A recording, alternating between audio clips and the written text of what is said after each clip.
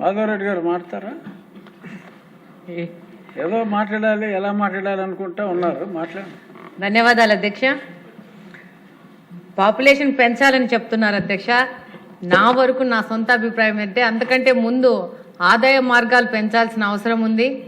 పిల్లలు కనడం కాదు, వాళ్ళని సాకడము, వాళ్ళకి చదువు చెప్పించడము, దాంతోపాటు వాళ్ళని మంచి పొజిషన్లో సెటిల్ చేయడం అనేది చాలా ఇంపార్టెంట్ అధ్యక్ష. కాబట్టి మౌలికంగా ఈ యొక్క సదుపాయాలు మనం క్రియేట్ చేసుకోవాల్సిన అవసరం ఉంది. ఇందాక మాధవి గారు చెప్పినట్టు పిల్లల్ని చాకడం అంటే చాలా కష్టం. ఇప్పుడున్న పరిస్థితుల్లో వాళ్ళ చదువులు కానీ వాళ్ళ ఎక్స్ట్రా కరికులర్ యాక్టివిటీస్ కానీ ప్రతి ఒక్కటి చేయాలి అంటే చాలా కష్టం అయిపోతుంది. మనకున్న ఈ సమాజంలో ఇక్కడున్న ప్రతి ఒక్క మెంబర్స్ కూడా ఈ బాధ్యత మహిళది అని ఆలోచించే మనస్తత్వాలు ఎక్కువగా ఉన్నాయి. చాలా స్ట్రెస్ అవుతోంది. ఇప్పుడు మేము ఇక్కడ ఎమ్మెల్యేగా వచ్చినా కూడా ఇంట్లో ఏం జరుగుతోంది, వంట ఏం చేస్తున్నారు, స్టాఫ్ ఏంటి, పిల్లలేంటి, ఎక్కడున్నారని ప్రతి ఒక్కరోజు వాకప్ చేసుకునే పరిస్థితి మాకు ఇక్కడ. కాబట్టి ఫస్ట్ మనము ఈ యొక్క సైకలాజికల్ చేంజెస్ మీద మొదట ఆలోచించుకోవాలా. ప్రతి ఒక్క మొగలు కూడా సార్ కూడా చెప్పారు ఇందాక, ఈక్వల్ పేరెంటింగ్ అనేది, దాని మీద స్కూల్లో ఎడ్యుకేషన్ కూడా స్టార్ట్ చేసుకోవాలా.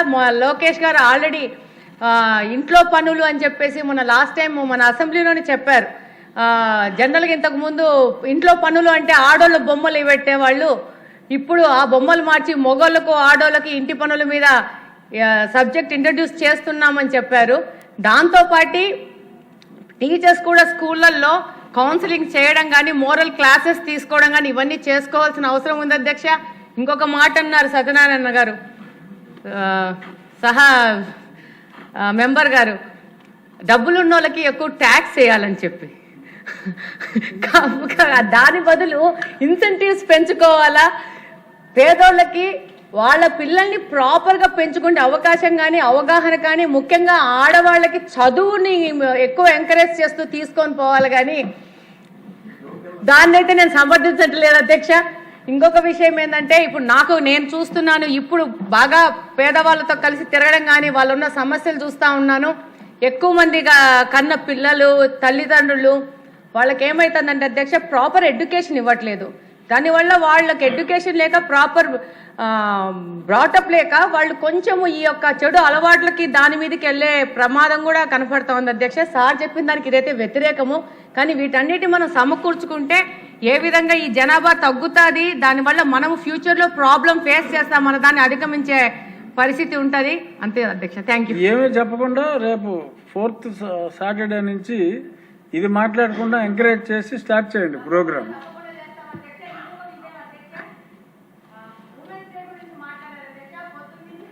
మహిళలంతా ఒక ఇష్యూ మీద మాట్లాడుతున్నాం అధ్యక్ష. ఉమెన్స్ డే అన్నారు, ఉమెన్స్ డేకి వెళ్ళి ఉమెన్స్ అంతా వెళ్ళేసి మహిళలతో కూర్చొని సంబరాలు చేసుకోవాలో, ఉమెన్స్ డే సెలబ్రేట్ చేసుకోవాలో అని చెప్తున్నారు అధ్యక్ష. కానీ మేము మా ఉమెన్స్ రూమ్లో మాట్లాడుతూ ఉన్నాము, ఉమెన్స్ డే అనేది మగోళ్ళు మహిళా దినోత్సవం సెలబ్రేట్ చేయాలని మా వైపు నుంచి విన్నది అధ్యక్ష. మా బర్త్డే జరిగితే మేమే కేక్ తెచ్చుకొని కోసుకోం కదా అధ్యక్ష, మాకు మీరు సెలబ్రేట్ చేయాలా ఉమెన్స్ డే అనేది అని చెప్పి సందర్భంగా తెలియజేసుకుంటున్నాను అధ్యక్ష. థ్యాంక్ యూ అధ్యక్ష. అతిథి గజపతిరాజు గారు. ధన్యవాదాలు అధ్యక్ష. ఫస్ట్ ఆఫ్ ఆల్, మనం సమాజంలో మార్పు తెచ్చినప్పుడు ఎప్పుడైనా స్లోగా మనం మార్పు తీసుకురావాలి అధ్యక్ష. అయితే ఇప్పుడు కూన రవి గారు చెప్పినప్పుడు మనం ఎప్పుడైనా ఇప్పుడు 4వ సాటర్డే మనం ప్రజల్లోకి వెళ్తాం, అప్పుడు వాళ్ళు డెఫినెట్గా మమ్మల్ని అడుగుతారు మీకెంతమంది పిల్లలు ఉన్నారనేది. నాకు అసలు పిల్లలే లేరు.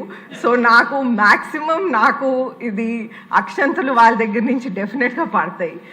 అయినా కానీ మనం ఒక పాలసీ తీసుకున్నప్పుడు మనం ఎడ్యుకేట్ చేయాల్సిన అవసరం ఉంది. అయితే ఆ పాలసీ విధానంగా మనం ఎడ్యుకేట్ చేయాల్సిన అవసరం ఉంది. కానీ మార్పు అయితే ఎప్పుడైనా స్లోగా రావాలి. అలాగే థామస్ గారు చెప్పినట్లు మనకి IVF ద్వారా ఒకటేసారి 4 పిల్లలు కనేసి వాళ్ళు హెల్త్ బాగోకుండా ఆ విధంగా మనం కూడా మరీ స్పీడ్గా కూడా మనం వెళ్ళకూడదు. స్లోగా అందరినీ ఎడ్యుకేట్ చేస్తూ మెల్లిమెల్లిగా మనం మార్పులు తీసుకురావాలని నేను కోరుతా ఉన్నాను అధ్యక్ష. మీ ద్వారా ధన్యవాదాలు. సోమిరెడ్డి చంద్రమోహన్ రెడ్డి గారు. ధన్యవాదాలు అధ్యక్ష. ముఖ్యమంత్రి గారికి ధన్యవాదాలు తెలియజేసుకుంటూ ఈరోజు నా గురించి ఒక మాట చెప్పారు అధ్యక్ష. ఎందుకంటే ఈ పర్టికులర్ టాపిక్ స్టార్ట్ అయినప్పుడు నాకు కూడా ఏదో మనసులో ఫస్ట్ టైమరు దీని గురించి ఏం చర్చిస్తాం, దీని టాపిక్ అసలు ఏముంటుందా తెలియకుండా నేను కూడా ఆలోచనలో ఉన్నా అధ్యక్ష. కానీ ఇది ఒక సీరియస్ ఇష్యూ. మా తాతకి 5 మంది, తర్వాత నాకు 2, తర్వాత రేపు వచ్చేటప్పటికి ఒకటే సరిపోద్ది అన్నట్టు తయారైంది అధ్యక్ష. పైగా అది ఒక ఫ్యాషన్ అయిపోయింది అధ్యక్ష. ఒకరు ఉంటే చాలు. దాంట్లో కూడా చూస్తే పేదవాడికి ఎక్కువ మంది పిల్లలు ఉంటా ఉన్నారు, అదే గొప్పవాడికి తక్కువ మంది పిల్లలు ఉంటా ఉన్నారు. ఎందుకు? అదొక్కటి ఆలోచన చేయాలి. ఎందుకంటే నిజం డబ్బు లేనివాడికి కూడా అన్నం తినేదానికి కూడా లేని పక్షంలో కూడా వాళ్ళకందరికి కూడా ఒక 4 పిల్లలు 3 పిల్లలు ఉంటా ఉంటారు. కానీ బాగా డబ్బు ఉండేట వాళ్ళకి ఏంటంటే అది ఫ్యాషను, మరి మొహమాటమో, మరి ఏంటి అర్థం కాదు. కానీ వాళ్ళకి మాత్రం ఒకరే ఉంటా ఉంటారు.